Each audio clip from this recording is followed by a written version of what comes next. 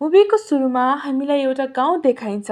त्यहाँ याओ आफ्नो आमासँग बस्छिन् र याओको बाबा सानै हुँदा बित्नु भएकोले याओको परिवारमा ऊ र उसको आमा मात्र बस्नुहुन्छ र उनीहरू एकदमै गरिब हुन्छन् र उसको आमाले आफ्नो बुढा बितेको हुनाले पैसा कमाउनको लागि केटाहरूलाई मसाज गरिदिने काम गर्नुहुन्छ र कुनै कुनै क्लाइन्टहरूसँग फिजिकल रिलेसनसिप पनि राख्नुहुन्छ। त्यसैले उनीहरूलाई गाउँमा कसैले राम्रो मान्दैनन्। एक दिन बिहानै याओलाई एक्कासी स्टोमक एक सुरु हुन्छ र आमालाई भन्छन्, तर उसको आमाले ध्यान नै दिनु हुँदैन र खासमा याओको आमाले याओलाई एउटा बर्डन मात्र सोच्नुहुन्छ र याओको ख्याल गर्नु हुँदैन थियो। र कलेज जान लाग्दा आमालाई कलेजको नयाँ ड्रेस आएको छ किनिदिनु भन्दा याओको आमाले याओमाथि झर्किँदै किनिदिँदैन, पैसा खाने केटी भन्दै याओलाई नाना थरी सुनाउनुहुन्छ र उनीहरू झगडा गरेको उनीहरूको छिमेकी मिङ र उसको आमाले हेरिरहेका हुन्छन्। मिङ भने याओको चाइल्डहुड फ्रेन्ड हुन्छ र याओको चिन्ता गर्छ, तर उसको आमाले याओसँग नमिल्नु भनेर सम्झाइराखेको हुन्छ। तर मिङ भने याओको चिन्ता गर्न छोड्दैन र कलेज जाँदा पनि याओलाई पर्खेर जान्छ र कलेज जाँदै गर्दा याओले बाटोमा छ्योमी भन्ने केटीलाई देख्छिन् जसलाई अरू केटाकेटीहरूले बुली गरिरहेका हुन्छन्। याओ वास्तै नगरी कलेज जान्छन् अनि कलेज पुग्दा सबैजना नयाँ ड्रेसमा हुन्छन् तर उनी मात्र पुरानो ड्रेसमा हुन्छन्। याओलाई कलेजमा पनि एकदमै चक्कर लाग्न थाल्छ र एकछिनमा याओ क्लासरुमभित्र छिर्दा क्लासरुममा छियोमीलाई देख्छिन्। छियोमी नयाँ स्टुडेन्ट हुन्छन् र याओले छियोमीलाई चिन्छिन् र मजाले हेरिराख्छिन् र त्यसरी हेरिरहेको हुनाले छियोमीले मलाई चिन्छौ भनेर सोध्छिन् र याओले चिन्दिन भनेर भन्छन् र उनी गरिब र त्यति नबोल्ने भएको हुनाले उनको कोही पनि साथी हुँदैन र उनलाई कसैले राम्रो पनि मान्दैन थियो। सबै उसको मजाक उडाउने गर्थ्यो र सबैले हेप्थे। मिङ भने कलेजका ह्यान्डसम केटा भएकोले छियोमीले मिङलाई देख्ने बित्तिकै मन पराउँछे। कलेजमा मिङले प्रोग्राममा सेन्सियाङलाई देख्छ। सेन्सियाङ एकदमै राम्री हुन्छन् र उनीहरूसँगै उभिएको बेला झुक्किएर मिङको हातमा भएको फ्लावरले सेन्सियाङलाई फेसमा लाग्छ र सेन्सियाङलाई फ्लावरसँग एलर्जी हुन्छ र उसको अनुहार पुरै रातो हुन्छ। त्यसैले मिङले उनलाई हस्पिटल लैजान्छ। याओ पनि कलेजबाट फर्किँदा चेकअपको लागि हस्पिटल गएकी हुन्छन् र डाक्टरले याओलाई चेकअप गरेपछि याओलाई तिम्रो रोग एकदमै सिरियस छ, जुन रोग धेरै जस्तो फिजिकल रिलेसनसिप राख्दा हुने गर्छ भनेर भन्नुहुन्छ र याओ आत्तिँदै मैले अहिलेसम्म कोहीसँग त्यस्तो नराम्रो काम गरेकै छैन भन्छन् र डाक्टरले सायद तिमी पब्लिक बाथरुम वा पब्लिक टोयलेटमा गएको थियौ भनेर सोद्धा उसले गएको छैन भन्छन्। डाक्टरले उनलाई यस रोगको लागि धेरै पैसा लाग्ने कुरा भन्नुहुन्छ। याओ त्यो सुनेर रुन थाल्छिन् र रुँदै हस्पिटलको लिफ्टमा चढ्छिन् र त्यहाँ उसको भेट सेन्सियाङको भाइ सेन्सिनसँग हुन्छ र ऊ आफ्नो दिदीलाई हेर्न आएको हुन्छ।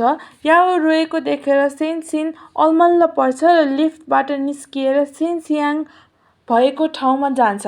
सेन्सिङले सेन्सियाङ र मिङलाई देख्छ र यदि मेरो दिदीलाई केही भयो भने त जिम्मेवार हुनेछस् भन्दै कराउँछ र सेन्सियाङले आफ्नो भाइलाई त्यहाँबाट सम्झाउँदै लग्छिन् र याओ घर फर्केर म बिरामी छु भनेर आमालाई भन्न आँट गर्छिन् र आँट गरेर आमालाई म बिरामी छु भनेर भन्छिन्, तर उसको आमा कपटी र उसको मतलब नगर्ने भएकोले याओमाथि झर्किँदै पैसा पाउनलाई नाना थरी बाहना बनाउँछेस् भन्दै उल्टै हप्काउनुहुन्छ र खाना पस्केर खा भन्दै त्यहाँबाट जानुहुन्छ। याओको आँखाभरि आँसु हुन्छ र गएर खाना पस्किँदै गर्दा झ्यालमा मिङले फ्लावर दिन्छ र याओ फ्लावर पाएर एकदमै खुसी हुन्छन्। मिङको आमाले उनीहरूलाई देख्नुहुन्छ र मिङलाई बोलाएर त्यसरी त्यो घरको अगाडि नउभि अरूले नराम्रो सोच्छन् भन्दै कराउनुहुन्छ। अर्को दिन कलेजमा सेन्सिनले क्लासबाट हेर्दै गर्दा याओलाई देख्छ र स्माइल गर्छ र याओ भने दबाई लगाएर क्लास फर्किरहेको हुन्छन् र क्लास पस्न ढिलो भएकोले उसलाई टिचरले गाली गर्नुहुन्छ र त्यति बेला चियोमी आफ्नो साथीहरूसँग कुरा गर्दा गर्दै मिङलाई देख्छे र पार्टीमा इन्भाइट गर्छे। तर मिङले भ्याउँदिन भनेर भन्छ, तर चियोमीले जसोतसो बहाना गरेर फकाइहाल्छे र मिङले पछि हुन्छ आउँछु भन्छ। राति मिङ पार्टीमा जाँदै गर्दा झ्यालमा याओलाई देख्छ र याओलाई सन्चै छेउ भनेर सोधेको मात्र हुन्छ।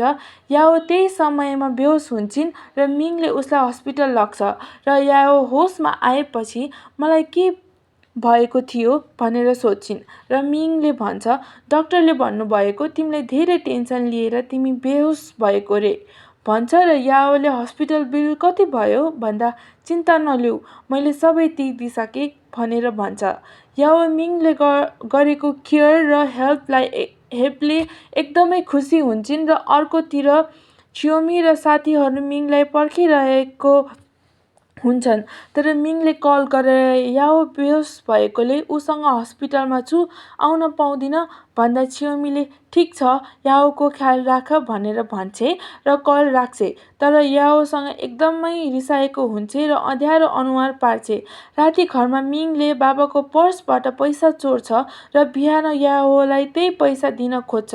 कहाँबाट आयो यत्रो पैसा भनेर भन्दा मैले पर्सबाट चोरेको भन्छ र याओ रिसाउँदै पैसा लिन मान्दैनिन् र मिङलाई छोडेर जान्छन्। याओ मेडिकल जाँदै गर्दा चियोमीले उसलाई पछ्याउँदै जान्छे र याओ मेडिकलमा आएर रोक्छिन् र दबाई लिएर निस्किँदा चियोमीले फोटो खिच्छे र यस्तो मेडिकलमा त त्यस्तो मान्छे मात्र आउँछन् होइन जसको रोग फिजिकल रिलेसन राख्दा हुन्छ भनेर भन्छे र सबै कलेजको केटाकेटीलाई भनिदिन्छु भनेर भन्छे।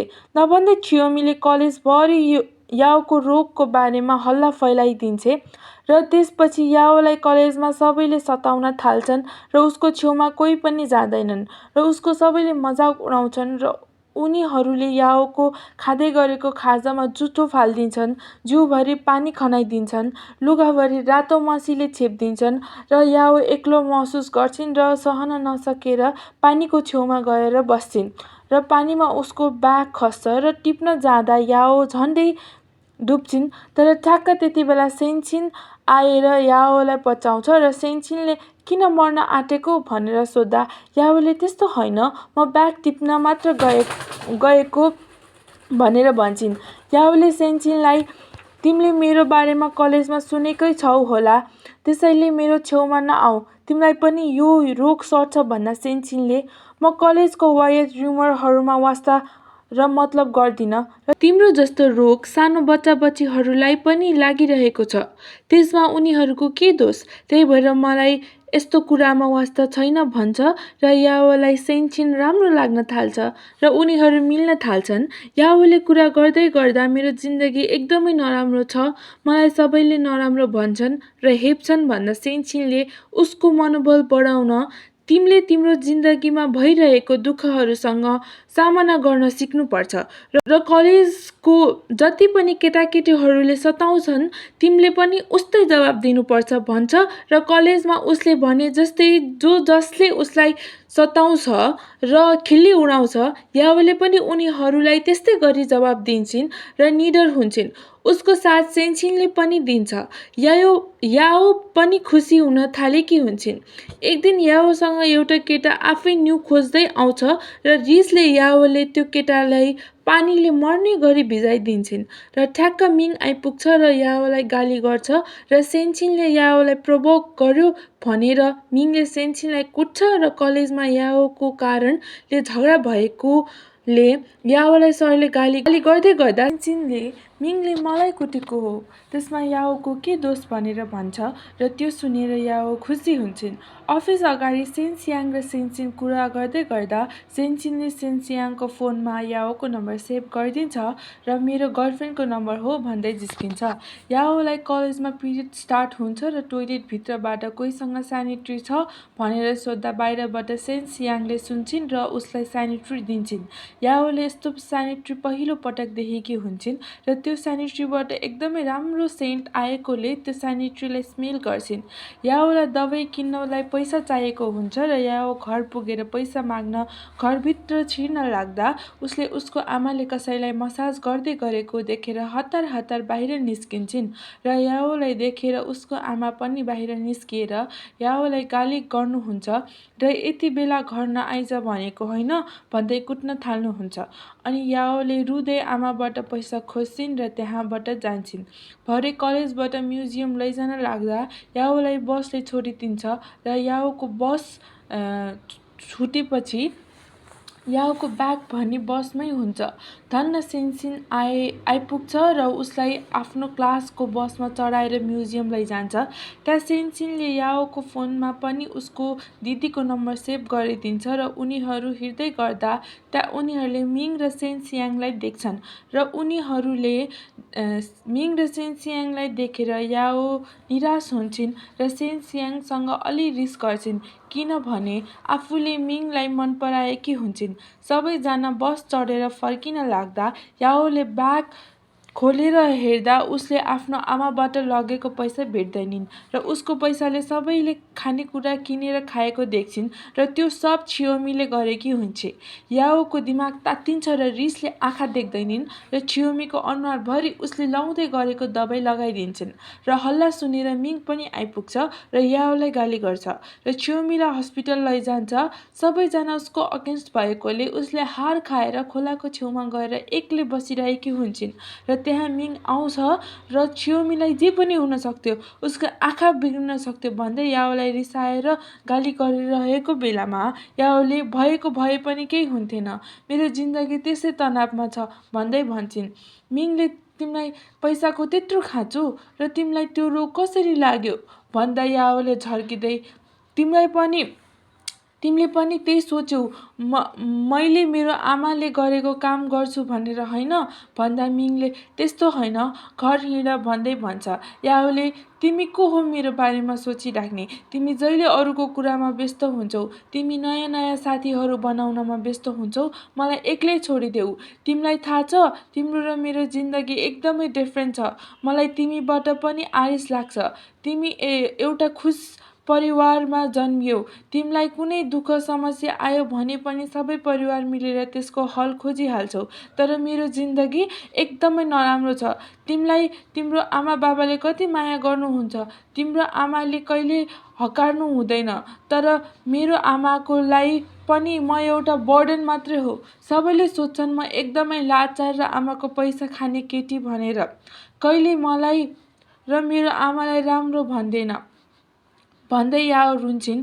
याओले तिम्रो संसार उज्यालो छ, त्यही भएर तिमीले सबै राम्रो देख्छौ भन्दा मिङले जिन्दगीमा दुःख छ भन्दैमा अँध्यारोलाई मात्र पनि त हेर्न भएन भन्दै याओलाई भन्छ र याओ भक्कानिँदै मलाई पनि त अँध्यारोलाई मात्र हेर्न मन छैन, तर के गर्नु के नगर्नु, मेरो जिन्दगी यस्तै छ, मलाई रोग पनि त्यस्तै लागेको छ, म के गर्नु तिमीहरूको जस्तो जिन्दगी बाँच्नलाई, तिमीहरू एक जस्तो हुनलाई भन्दै रुन्छिन् र त्यहाँबाट जान्छिन्। मिन याओको कुरा सुनेर एकदमै निराश भएको हुन्छ र याओ घरमा पैसा खोज्दै गर्दा उसले घरमा कसैले राखिदिएको पैसाको बन्डल भेटाउँछिन् र त्यति बेला उसको आमा आइपुग्नुहुन्छ र उहाँ कलेजबाट आउनुभएको हुन्छ र सरहरूले याओको रोगको बारेमा आमालाई सबै थाहा हुन्छ। त्यही भएर उसको आमा एकदमै रिसाउनु भएको हुन्छ र त्यति बेला याओको हातभरि पैसाको बन्डल देख्नुहुन्छ र याओलाई किन नराम्रो काम गर्छस्, कहाँबाट यस्तो रोग लायो यत्रो सानो उमेरमा भन्दै याओलाई कुट्न थाल्नुहुन्छ। याओले मलाई थाहा छैन, मैले कहिले त्यस्तो नराम्रो काम गरेको छैन, म पब्लिक बाथरुममा टोइलेटमा पनि गएको छैन, म जहिले मेरै टावल युज गर्छु भन्दा याओको आमा झसङ्ग हुनुहुन्छ र याओले चलाउँदै आएको त्यो टावल उहाँसँग मसाज गर्न आउने केटाहरूले युज गर्दै आएको हुन्छन् र याओलाई त्यो रोग त्यहीँबाट लागेको थाहा हुन्छ र आफूले झापड हान्नुहुन्छ र याओको हात समातेर याओलाई हेड आमाले तिमीलाई हस्पिटल लैजान्छु भन्दै याओलाई लग्नुहुन्छ। याओ आफ्ना आमाले पहिलो पटक नरम भएर बोलेकोले र हात समातेकोले एकदमै खुसी भएको हुन्छन्। एक दिन याओ कलेजबाट जाँदै गर्दा बाटोमा याओले छियोमीलाई अरू कलेजका केटाकेटीहरूले कुटिरहेको देख्छिन् र छियोमीले याओलाई देखेर कुटाइ खाएको कुरा कलेजमा कसैलाई नभन् नत्र मारिदिन्छु भन्छे। याओले पनि निडर भएर मैले कलेजमा सबैलाई भन्नु अघि सक्छस् भने मलाई मारेर देखा भनेर भन्छिन्। छियोमी रिसले पागल हुन्थे र केही प्लान गर्छे, तर याओले कलेजमा छियोमीको बारेमा कसैलाई भन्दिनिन् र याओ र सेन्सिन गफ गर्दै गर्दा सेन्सिनले आज मेरो बर्थडे हो भन्छ। त्यसैले दुईजना घुम्नलाई जान्छन्। उता छियोमीले याओको नम्बर ह्याक गरेर सेन्सियाङलाई मेसेज पठाउँछ कि मेसेजमा मिङले तिमीलाई कलेज पछाडि पर्खिरहेको छ लेखेको हुन्छ। त्यही भएर सेन्सियाङ कलेज पछाडि मिङलाई भेट्न जान्छन्, तर त्यहाँ एकदम सुनसान हुन्छ र उसलाई पछाडिबाट केही केटाहरूले पछ्याउन थाल्छन्। डरले सेन्सियाङ बिल्डिङमाथि चढ्छिन्, तर त्यहाँबाट उसको खुट्टा चिप्लिएर बिल्डिङबाट सेन्सियाङ खस्छिन् र उनको मृत्यु हुन्छ। र भोलि बिहान सेन्सियाङ मरेको सबैले थाहा हुन्छ।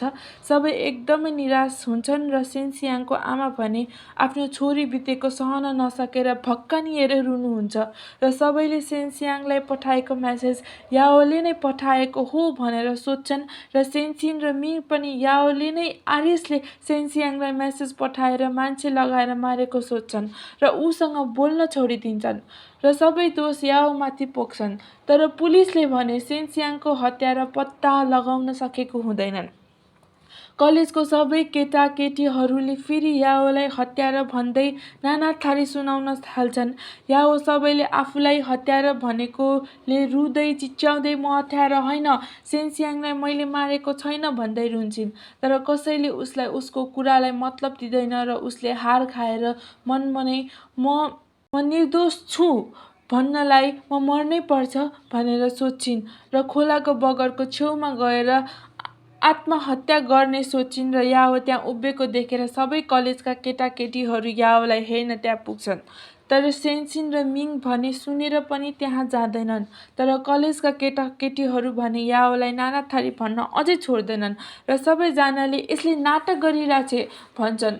याओको आँखाभरि आँसु हुन्छ र याओलाई सबैले त्यस्तो भनेको सुनेर सेन्सिन र मिङ पनि त्यहाँ जान्छन् र सेन्सिन याओलाई यता आइज भन्दै कराइरहेको हुन्छ र सबै केटाकेटीहरूले सेन्सिनलाई किन यसलाई सपोर्ट गरेको, यसले तिम्रो दिदीलाई मारेको हो भन्दै याओले मैले कसैलाई मारेको छैन कि तिमीहरू सबैले मार्यो र आज मलाई पनि मार्दैछौ। तिमीहरूलाई थाहा छ तिमीहरूले मलाई कति सताएको छौ, कति हेप्यौ, मलाई नराम्रो व्यवहार देखायौ। तिमीहरू सबैले सोच्यौ कि मैले त्यो बिर्सिन्छु भनेर। म मरेपछि तिमीहरू त बाँचिहाल्छौ गिल्ट बिना नै, यो सोचेर कि तिमीहरूले केही गरेको थिएनौ।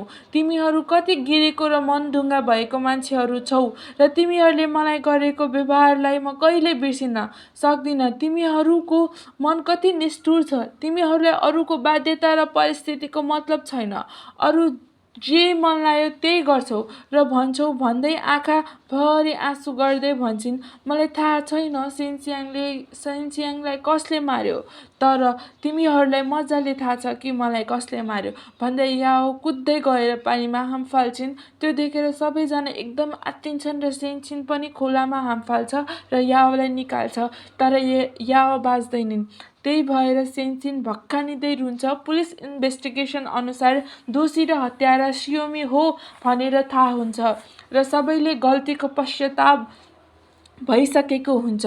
मिङ पनि याओको यादले त्यो गाउँमा बस्न नसकेर फ्यामिलीसँग अर्को ठाउँमा सर्छ र जाने बेला याओको घरको झ्याल बाहिर फुलको गुच्छा राखिदिन्छ र याओको आमाले पनि मसाजको काम छोडिदिनुहुन्छ र याओको घटनापछि कलेजमा सबै नियम चेन्ज हुन्छ र कसैले कलेजमा बुली गरेको पाएमा कडा पनिसमेन्ट राखिन्छ।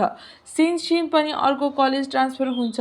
लास्ट सिनमा याओको आत्मालाई देखाइन्छ जहाँ सेन्सिनलाई सम्झिँदै उनीहरू पहिलो पटक भेटेको किनारमा बसिरहेका हुन्छन्। सेन्सिन पनि याओको याद आएर त्यही किनारमा आउँछ। याओले सेन्सिनलाई यहाँ देखेर खुसी हुन्छन् र मुभीको एन्ड हुन्छ।